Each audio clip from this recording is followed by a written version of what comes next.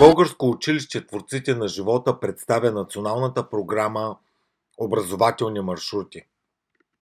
Маршрутите включват предмети като история, археология, география, икономика, природни науки, екология, изкуство, архитектура и литература, етнография, фолклор и занаяти.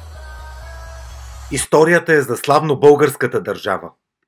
По пътя си към образователните маршрути се срещнахме с най-добрата българска двойка по бадминтон, сестрите Габриела и Стефани Стоеви. Те са трикратни европейски шампионки, златни медалистки от европейските игри през 2015 година и четвъртфиналистки на Олимпийските игри в Париж. Реката е Струмица.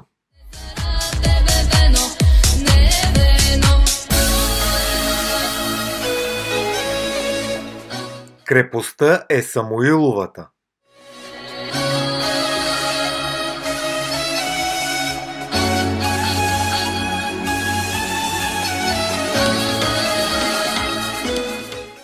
Километра западно от Петрич и само на 3 км от границата с Република Северна Македония.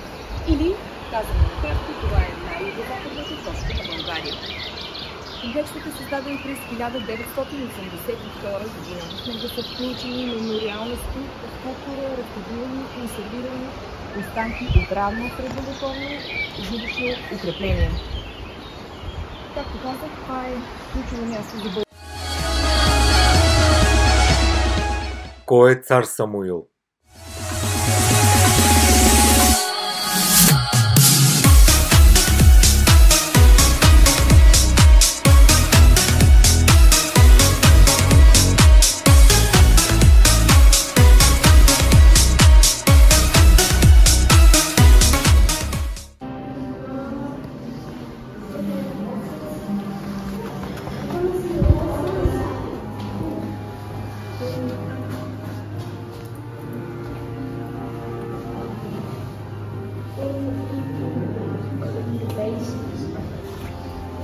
Същото е като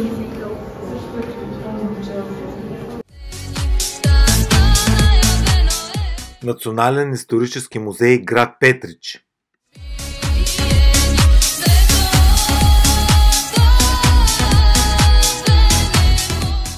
Както и другата, която се откри след нея, близо до тази статуя, но тя е без глава, но се откри главата отделно. Тази статуя ще дойде тук, на това място, в момента се реставрира в София.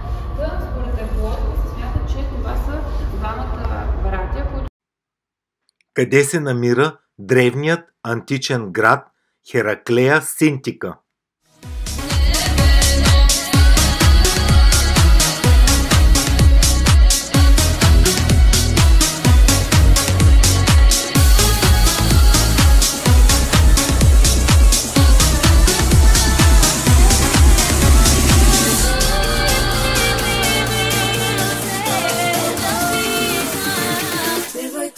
Скоро и винцето ще се спомене.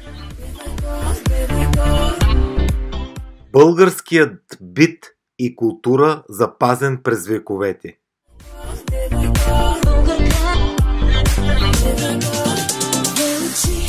Ръчна изработка.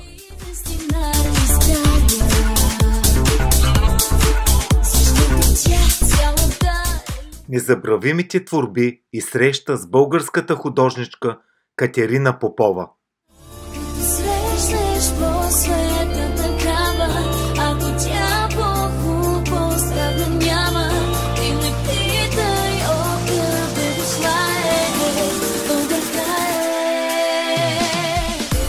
Тютюн, паша, кукичета и праскови.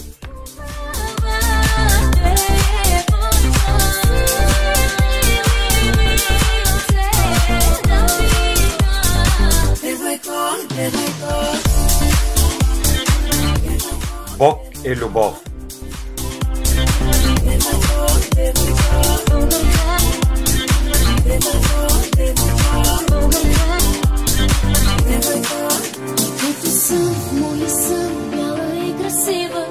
Капка жива вода в устните си има, по душа е любов. Кой е цар Борис III? Ще те омъкна съм, като срещнеш по света така. Нашето местонахождение е между планините Огражден, Беласица, Славянка и величествената Пирин.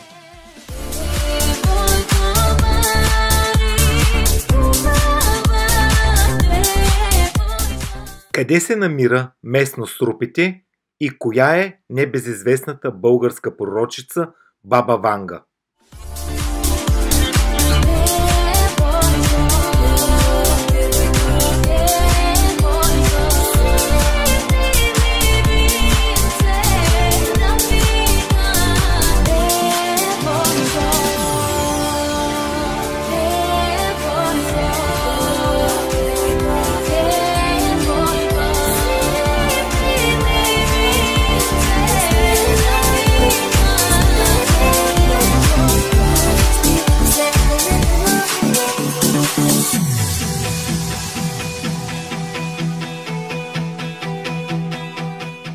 Най-старият чинар в България, който е на около 1300 години.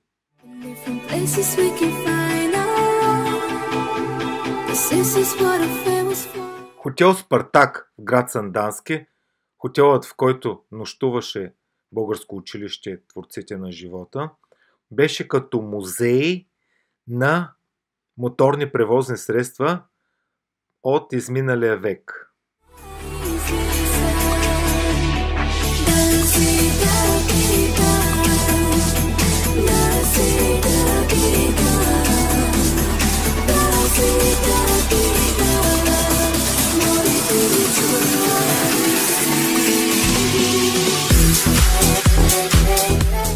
Къде се намира Роженския манастир?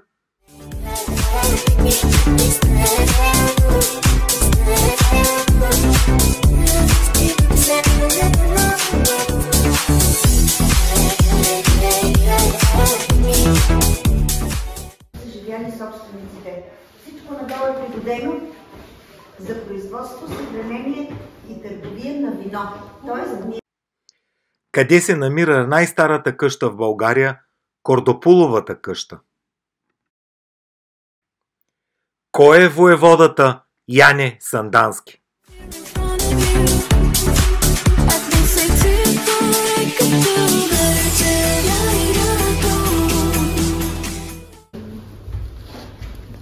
Когато се разделя Римската империя на две, на западна и източна, Мелник остава в пределите на източната Римска империя или вече се споменава Византия.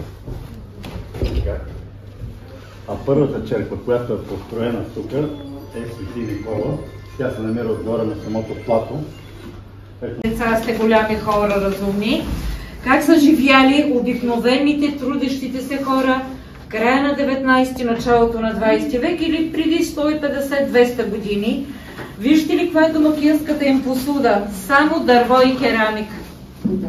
Не са имали хладилници. Е тук на тази вратка и се намотава на кълбо. С родана. Да. Ето го и родана. Тук стоят подредението тези цави.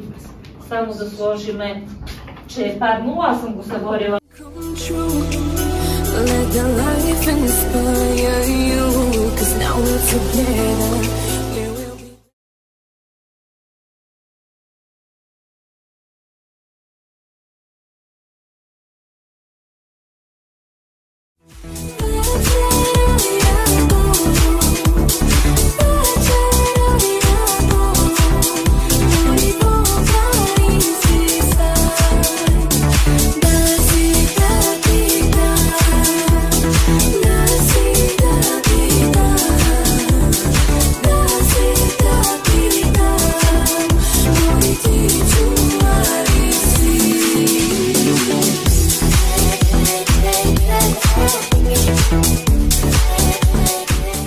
Град Мелник е известен с виното си.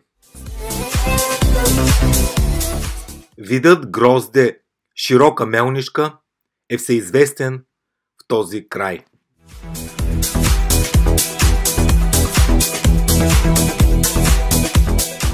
Учениците ни научиха как се произвежда вино и къде отлежава.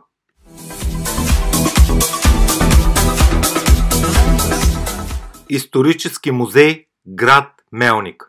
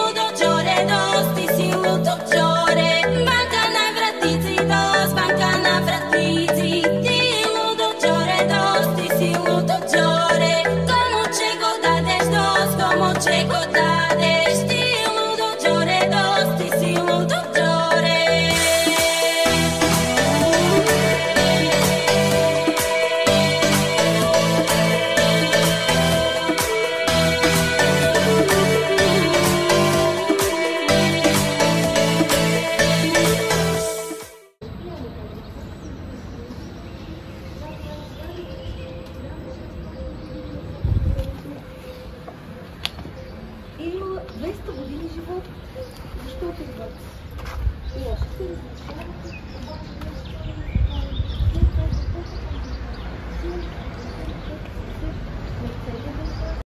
Национален исторически музей и Епископска базилика, град Сандански.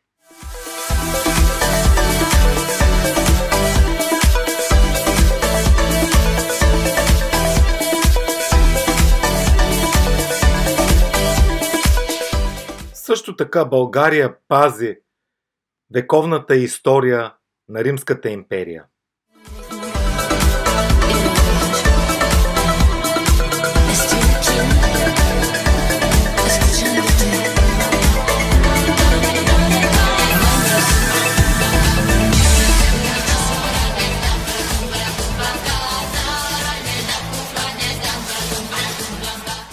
България е от първите държави, където се е зародило ранното християнство.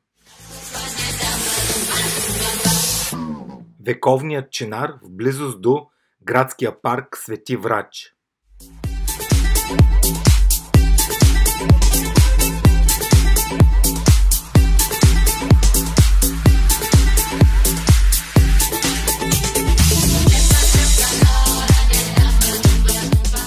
В вътрешността на Епископската базилика.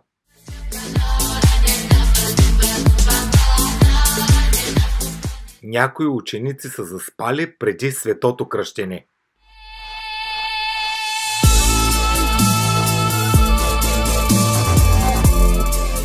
Родолюбивата учителка благослови нашето училище със светената вода от това язмо.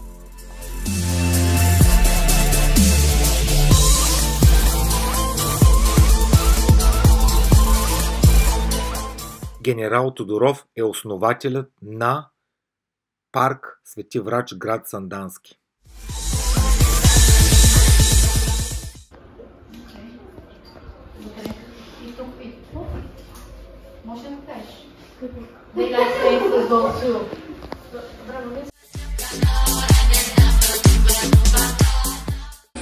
Азбуката вече знаем и като с нас играем буквите от А до Я.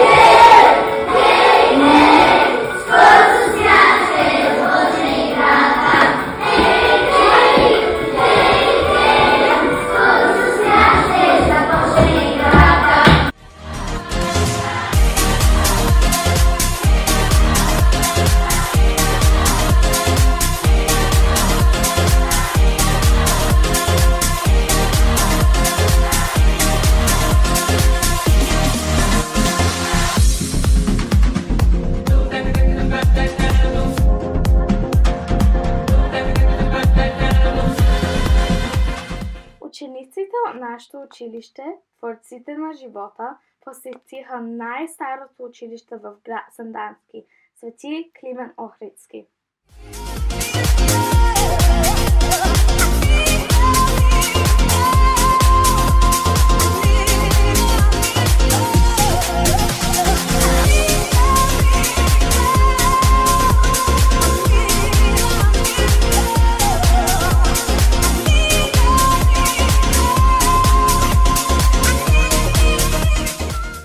Портретите на Апостола и Свети Никола гордо са окачени по стените на хотела. В края на образователната програма "Образователни маршрути" беше време за изпит.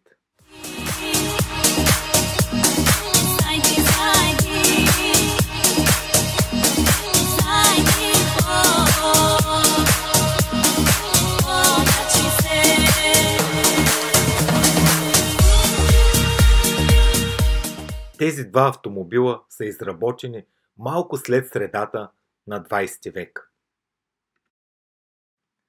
Тази образователна програма се осъществи благодарение на ученолюбивите ученици и родители, на всеотдайните учители, със специалното ръководство на туристическа агенция Кунчев Травъл и прецизното съдействие на Министерство на образованието и науките.